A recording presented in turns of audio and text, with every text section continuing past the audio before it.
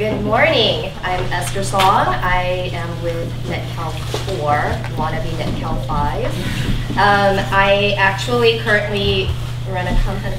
It's a holdings company that deals with fashion and entertainment, and this topic here is very much in line with everything that I focus on because what we get involved with is projects and companies that deal with cross-collaboration with Asia, and specifically Korea. Kwon is currently the Deputy Chief of the FCC's Consumer and Government Affairs Bureau, but I think a lot of you guys know him from the image that he might want to forget for a while. Winner of Survivor.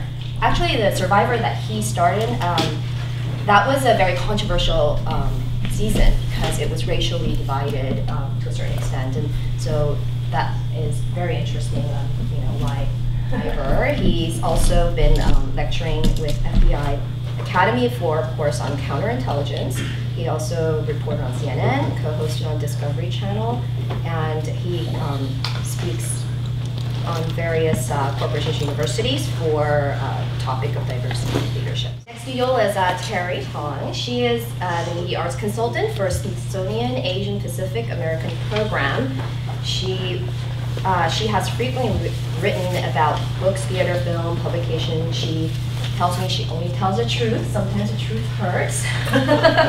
And for a familiar face to any of you who wake up in the morning for the and for NBC4 morning anchor Eun Yang, she's covered some of the most significant events. Obviously, with in 2002, the sniper shooting, the both inauguration of George Bush and President Barack Obama, and she's covered the Washington's historic blizzards anchored by nearly 6 hours of solo. Trying to forget that. Please welcome celebrity. I wanted to kind of start the conversation here with the panel, maybe getting a little bit of background from each of you about the racial and cultural context in which you grew up, what kind of impact it might have had in your kind of guidance of your career. Have a fairly significant impact in my professional career. Like a lot of Asian Americans, I was raised in a very traditional home that really emphasized academics. My parents didn't want me to play sports or to date or anything like that. And I always had a hard time speaking up in class. I never liked public speaking. I never liked being in front of people. And over the course of my career, it was a recurring issue. I never spoke up in class. I didn't get to know my professors. After college, I went to law school working as an attorney, eventually worked at McKinsey and at Google. And a lot of the feedback I would get is that I worked very hard, I was intelligent, but I wasn't assertive enough. My heroes came from fantasy, from comic books, because there weren't a lot of Asian Americans growing up, right, in television. So I resorted to these books and these comic books where the protagonist wasn't Asian American, but they were always some sort of ordinary kid who didn't quite fit in, but because of a larger set of challenges really grew into somebody else. And I could really empathize and identify with that. You see a lot of networks within other ethnic groups that have formed in politics and entertainment, in business, and for the most part, we don't really have those connections. So I think there really is an opportunity for us to grow by working together, and I think it's great that all of you are here, and I think NetKAL, I want to thank Ji-hoon for putting this together, is really one of the new networking structures that will take our community to the next level. I grew up here in the DC area. My family arrived from Korea in 1969, and I grew up sort of solo in terms of being one, usually a colored face on many levels. I went through the integration, the desegregation in Alexandria County schools. My parents made sure that we spoke Korean as much as possible, and ate kimchi every day. So, which I still do, just about. Because if I don't eat it, then I don't feel Korean, and I don't feel balanced.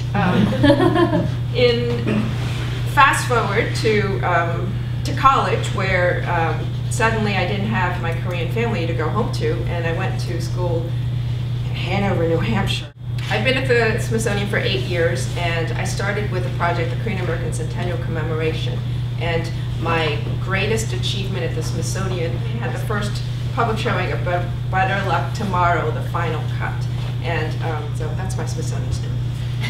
Grew up in this area as well. I grew up in Silver Spring, Maryland, but when I started school in kindergarten, I went to school in Bladensburg, which is in Prince George's County, which is a predominantly black school. So I went to kindergarten, first grade at a predominantly black school, and then we moved to Montgomery County, which was at the time predominantly white school. I think I had a hard time finding my voice, finding friends, finding a place where I felt that I belonged. And I think I struggled with that through probably my entire schooling when it came to elementary, middle, and high school. Middle school is tough enough. Middle school is awkward, and you've got hormones and emotions, and you want to fit in, and you want to fit into the right group. And you don't really talk to your parents. They're immigrants.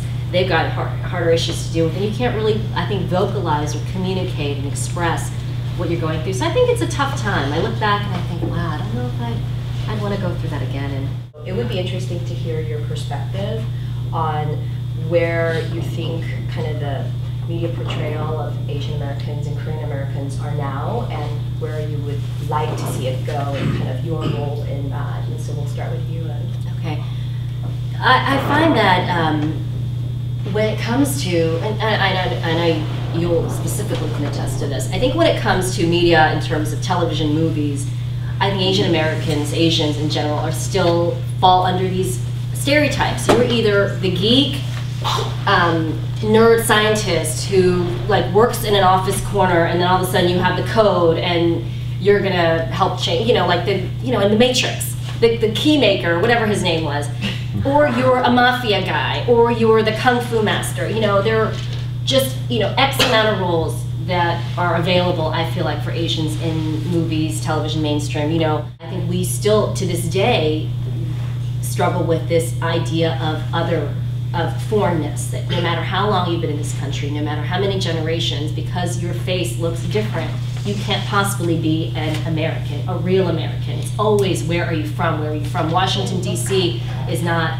a valid answer. It just seems like, and I think that's something we have to work with, and almost kind of always, in terms of identity, revealing ourselves in that way every time we're introducing ourselves to people. And even I work on the news every single day, and I have people who are like, how come you don't have an accent? How can you speak English so perfectly?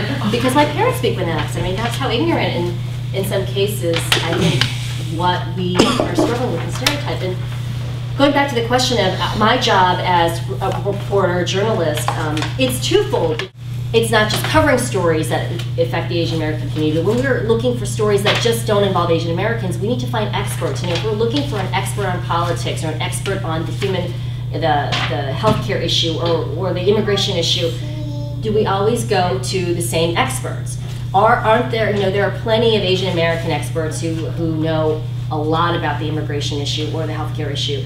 So I think it's not just about getting Asian Americans in the media just on Asian American issues, but realizing that we have so much to offer, and we contribute in so many ways in different areas, that we need to be in those places that just don't affect our community, that we can be visible in other areas and other parts of the community as well. And I think as leaders, that's our job.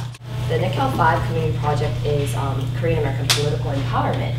And I think that we talked a little bit yesterday about kind of the Jewish community, and kind of the role model of tying the politics and media, and how we can leverage media to be able to kind of empower politically, as well as kind of the overall positive portrayal of media. So if you could. The model that I would potentially consider is the Committee of 100 from the Chinese American community.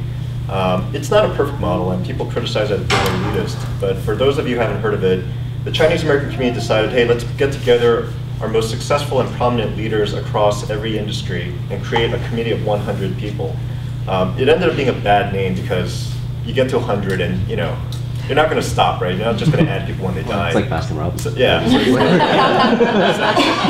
So it's now up to almost like 200 people. But that organization is really influential. It's really it was started by Ian Pei, and they have cabinet secretaries. They have movie stars, Yo-Yo Ma. And when they have their annual conference, they get the Treasury Secretary coming. They get this, it's really influential. I think we should start something like that. It doesn't have to be 100 people, but at least a national organization that brings together our leaders from different cities, different generations, and different fields. And I think I want to thank the panelists and the panelists for